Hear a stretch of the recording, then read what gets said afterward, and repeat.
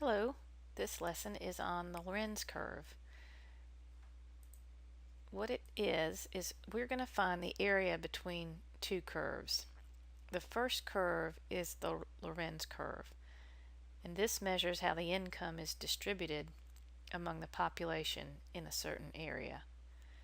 In the Lorenz curve function, the x is the percentage of the population. It's from the poorest to the greatest, so it's always the percentage of the poorest people in the population. And y is the percentage of the wealth that poorest percentage of population controls. And since x and y are both percentages, they will be less than 1. So this is the Lorenz curve, this curve right here. And this is the Lorenz curve at perfect equality. And this area between these two curves is called the Gini Index. Okay, first, so for the Lorenz curve, let's look at this explanation here. If the income was distributed equally, then 50% of the poorest people in the population would control 50% of the wealth, and 25% of the population would control 25% of the wealth. So if you have perfect income equality, you've got the line y equals x, the graph of which is simply a straight line going through the origin. So this is my Lorenz curve at perfect equality. This is 100% of the people have 100% of the wealth. This point right here will be 50-50. 0.5 equals 0.5. 50% of the poorest people in the population control 50% of the wealth. This point right here might be 0.25, 0.25. And so you get this nice straight line. Okay, you'll be given a curve, a Lorenz curve, for example, something like this. L of x equals 1/4 x cubed plus 0.00024x. And you'll be asked to find what percent of the wealth does the poorest 25% of the population control. So you would simply put 0.25 in for x. This gets a little tricky. What percent of the wealth does the wealthiest 25% of the population control? Well, the Lorenz curve is calculated so that x is always the poorest percentage. So if you are asked about the wealthiest 25%, the first thing you have to do is convert that to 75% of the poorest. So you would have to put 0.75 in here. Your answer would give you the percentage that the poorest population has, so you would need to then subtract that answer from 1. And the last thing that you might be asked to find is the Gini Index. Okay, so the first example here is our Lorenz curve, and we want to find and interpret L of 0.3.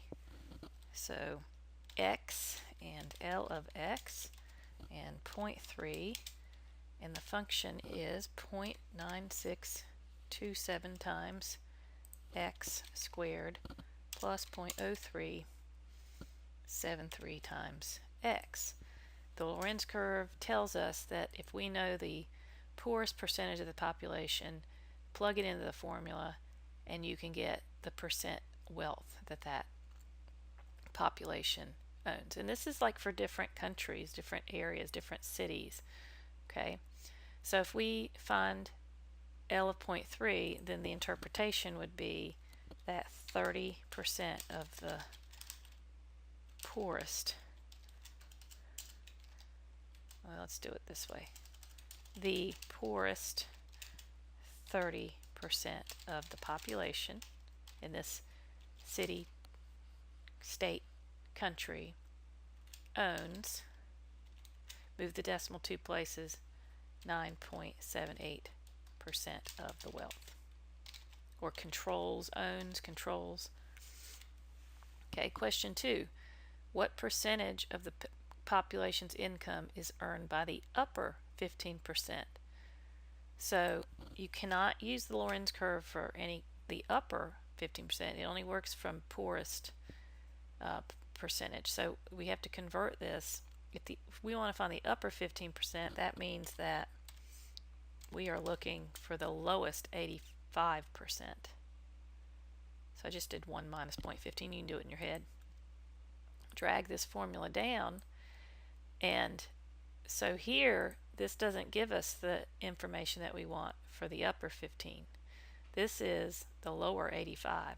So sometimes you need to do an extra step, and we'll call it the 1 minus L of x step.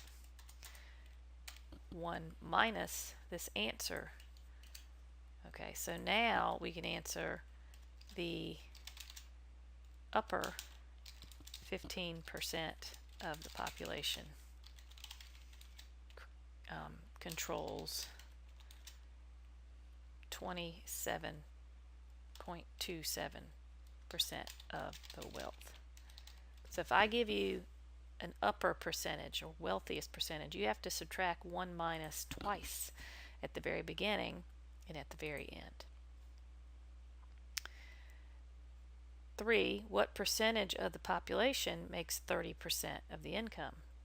So number 3 is an example of an output-input question. So I'm going to bring that Lorenz curve down, and I will have to, this is income, this is percent of the population, this is percent income. So I've been given percent income, so that means I've been given the output, and I need to goal seek to find the input. So I want to take that Lorenz curve function and set it equal to 0.3, and then click on my X. And so what I find out is the poorest 53.94% of the population owns 30% of the income. So now that we know what a Lorenz curve is, let's build the Gini Index formula. The first question we want to ask is, what is the significance of this Lorenz curve? Do you remember?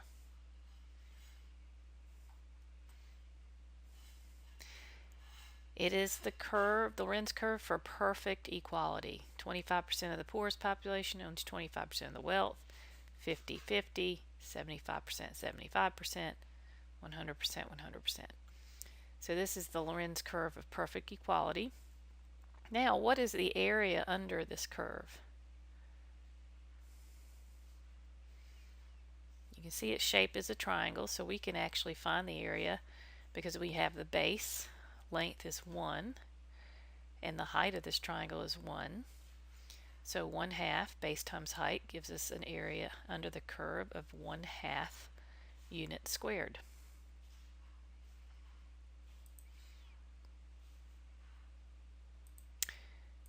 Okay, so the Gini index. All right, here is perfect equality, Lorenz function for perfect equality. This is any other Lorenz curve here. And the Gini index is the area in between or under the perfect equality Lorenz curve and above the Lorenz curve in blue here. Okay, the Gini index defines a measurement for the equitability of an income distribution. And we define the Gini index as G equals the area between the curves over the area under L of x equals x. Well, we already know the area under this perfect equality Lorenz curve is 1/2. So the area between the curves divided by 1/2 is the Gini index. And the area between the curves divided by 1/2 is equal to 2 times the area between the curves. So using calculus, we get this. The Gini index is equal to 2 times the area between the curves. Well, the area between the curves comes from this. We're going to integrate from 0 to 1. And the area under x is this entire triangle here, minus the area under L of x, which is this triangle area here. And if we subtract triangle minus this curve area here, we get the sliver. So the Gini index is 2 times the integral from 0 to 1 of x minus L of x dx. So you're not responsible for knowing where this formula comes from, but you do need to know the formula. Okay, so if we want to find the Gini index for this given Lorenz curve, what we'll do is we'll start it with x, and we're going to integrate it from 0 to 1. And most people like to go ahead and do this algebra first, this x minus the natural log of x. But that algebra is where sometimes we run into trouble. So we have to actually calculate what x minus L of x is. So let me go ahead and insert an equation so it looks prettier. So x minus, the Lorenz curve has 2 terms in it. So that minus has to get distributed. So I use parentheses to remind myself of that.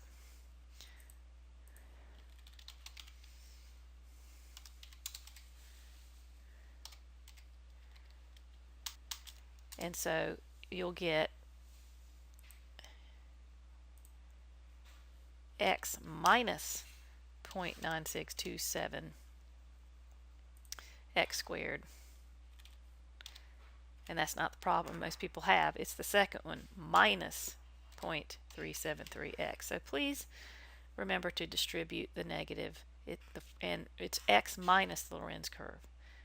X minus, because you're finding the area under the x and under Lorenz and subtracting the two to get this sliver. Okay, so most people go ahead and take care of that first. So I'm going to go ahead and just say the antiderivative, not of just L of x, but x minus L of x, which I've already found.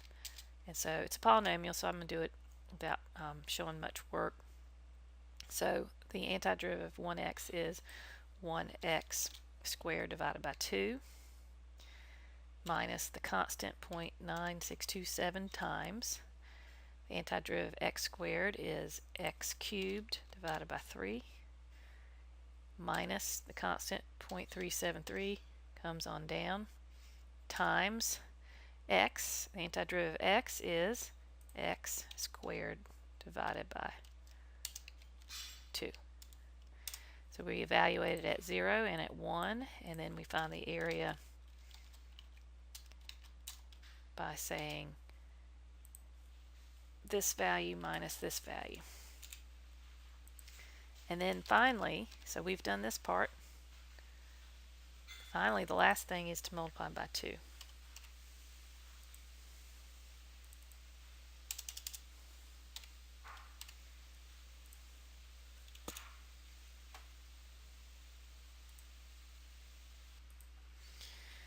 Okay, so your Gini index should come out to be positive, so I just paused it to find my error, and it's a very common error.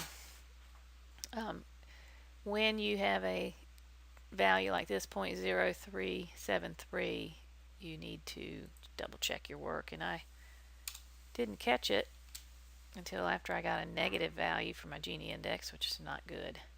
Okay, so now I have it. So you've got to memorize this formula. X minus L of x, distribute the negative.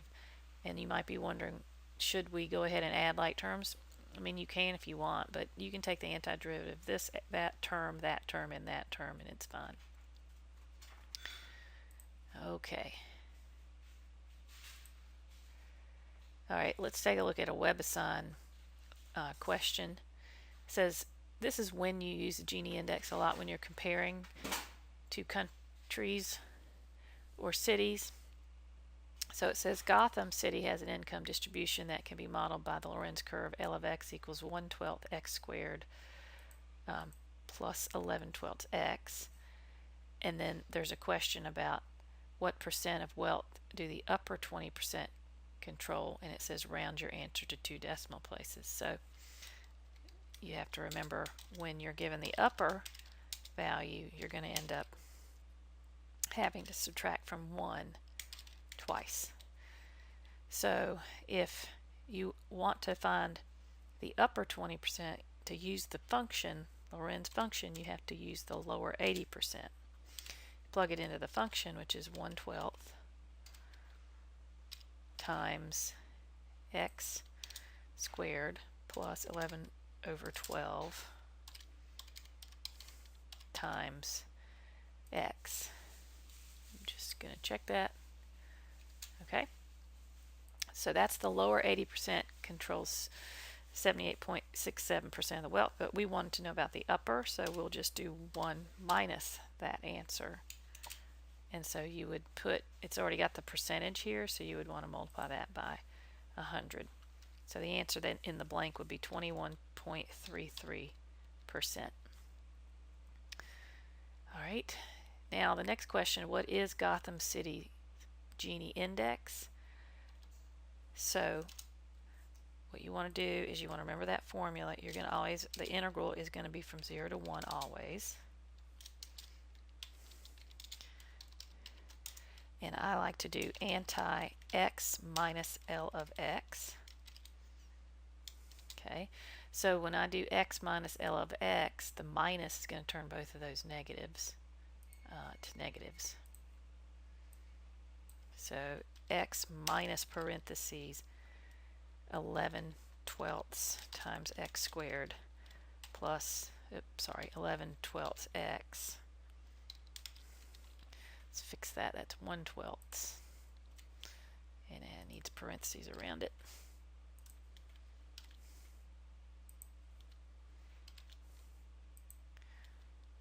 Okay, so just remember to distribute the negative. That's x minus 1/12 x squared minus 11/12 x. So the antiderivative of that is equal to x squared over 2 minus 1/12, constant, comes down, times x cubed over 3 minus parentheses 11/12 times x squared over 2.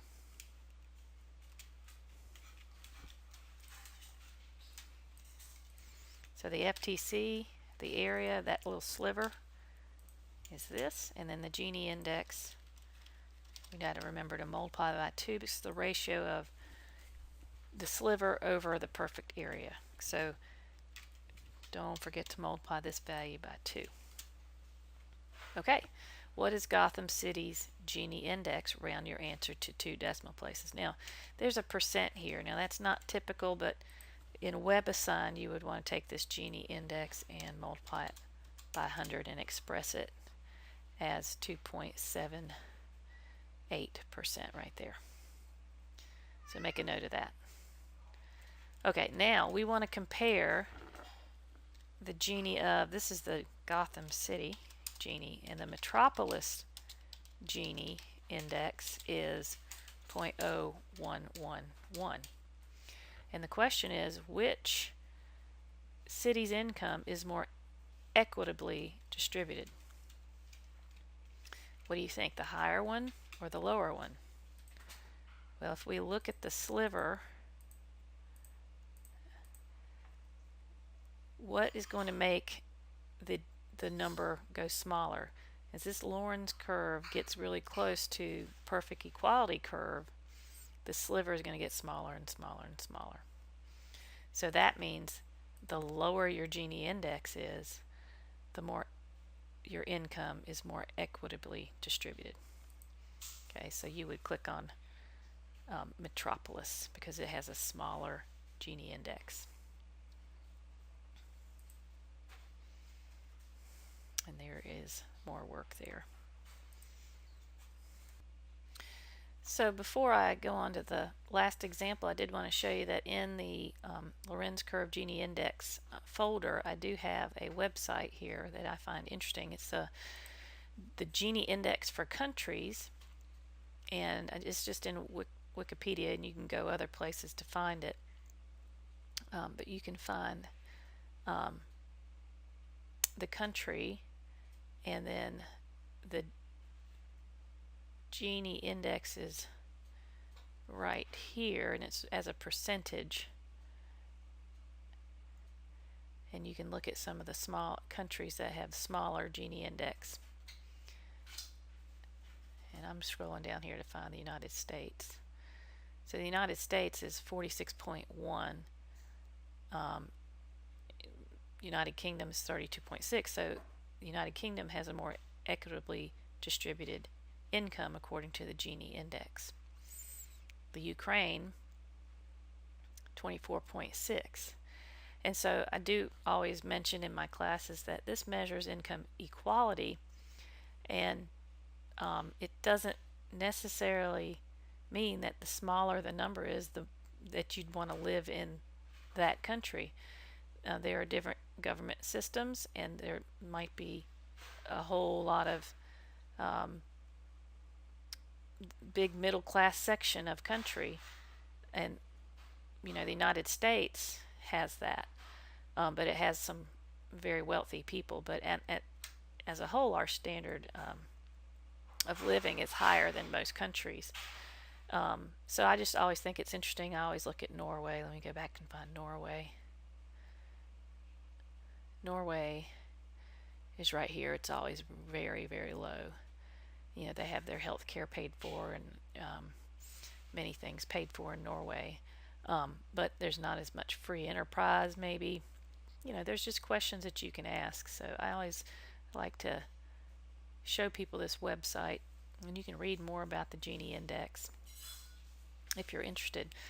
But I'm just going to do one more example. I would think that you might be ready to try this one on your own and then check your answer. So you can feel free to pause me and try it. Check your answer. So I'm going to not show as much work. I'm just going to go ahead and go through it. So the first thing is just about using the Lorenz curve. And so you're going to check 0.2, which is 20%, 0.8, which means the poorest percentage of the population, and then the Lorenz curve. You don't take the antiderivative or anything, you just type it in. So 19, 20, 20ths, I forgot the equal sign there, no I didn't, times x squared plus 1 over 20 times x. And so now I can answer this question. 20% of the poorest people in the population control 4.8% of the wealth. 80% of the poorest population in the country controls 64.8% of the wealth. And then this one says, what percent of the wealth does the upper 30% control? So that's not 0.3 here, that is going to be 0.7 here. And then you would subtract 1 minus that answer to find out that the upper 30% of the population controls 49.995% of the wealth. The Gini Index, you set up the integral from 0 to 1. Find the area. It's going to be anti-x minus L of x,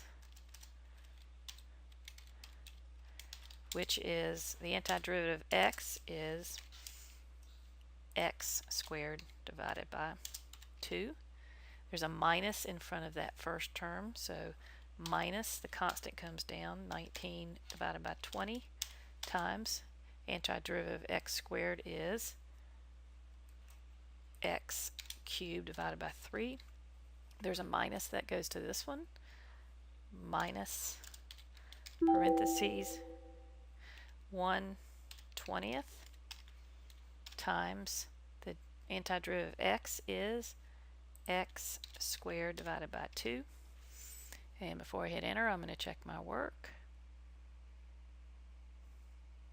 Okay, drag it over, find the area, upper limit value minus lower limit value, and then remember Gini has a 2 times that value. So the Gini index is 0.3167 or 31.67%. I don't need you to turn it to a percent, but you can.